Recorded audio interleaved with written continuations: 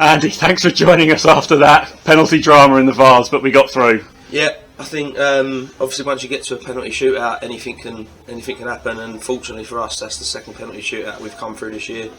So, look, anyone that steps up to take a penalty, you've got to applaud them to show the balls to do that. To be honest with you, and all 5 of our players did.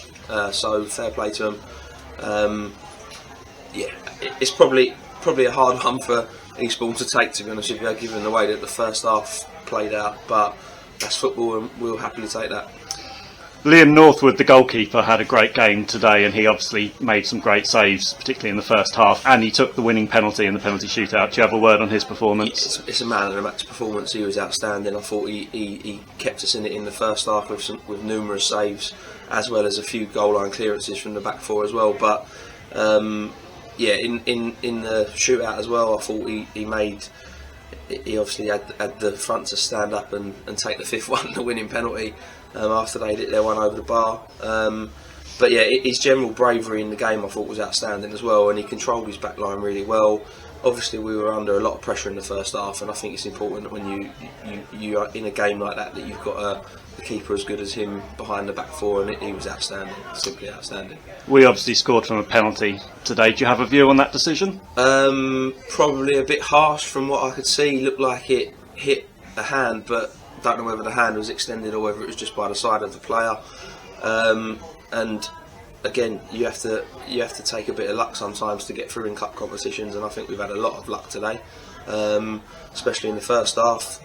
We got given a penalty, they didn't get given a penalty, which from where I was standing looked like a clear penalty, or at least a foul on the edge of the box. I'm not sure whereabouts it was, but I thought that was certainly a little bit of luck for us that went our way.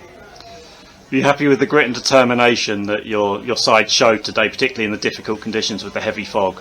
Second half, the boys were outstanding. Like we talked about not conceding early, and unfortunately we did. We've given away a cheap free kick, and we know that was Eastbourne's strengths, was their set piece play and their aerial threat.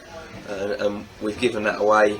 I think about 75 seconds into the second half. From that point onwards, I actually thought we defended outstandingly well. We've got players diving, putting their bodies on the line in front of the ball. They did what I asked them to do, which was just turn them. We had to ride that game out. And to be fair, we had a couple of chances ourselves towards the end of the game, and I actually thought we finished the game the stronger side. So couldn't be prouder of them, Nick, to be honest with you, mate. Really, really pleased, and I just hope that they get a lot of confidence and belief from this moving forward now for the rest of the season, whatever happens. To come through to the 4th round now we're in. Yep. It's just amazing for us as a club, and the players deserve to have the congratulations for that.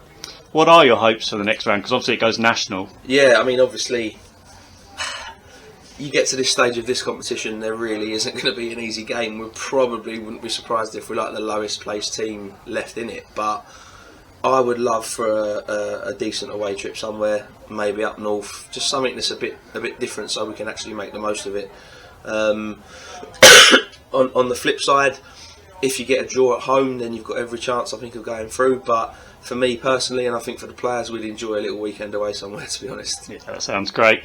Up next, short turnaround to Punjab. Is there going to be a bit of celebrations after this one? Listen, you've got to enjoy games like this and results like this. So yes, the boys can enjoy that one. And we reset, and we've had a lot of players out today. We've not obviously had Wale and Tolat are away.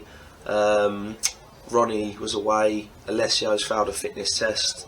Albie's failed a fitness test and wasn't fit to play. So look, to come here with what we've got, I've had to name myself on the bench, which isn't ideal. And Alessio's still named on the bench despite being injured.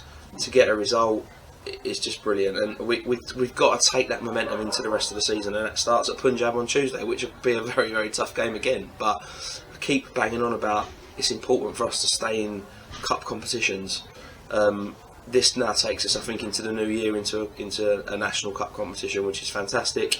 Can we then add the Challenge Cup next round to that list as well, and then start building points and getting on a run in the league as well? It's important that we do that. I just said to the boys in there that we keep setting the standards and then we dip below them, and that's when it costs us. We've got to get that consistency, and we've got to start grinding out results like we've done today more often. So hopefully we can take this into the rest of the season, as I said, at Punjab and get through that game.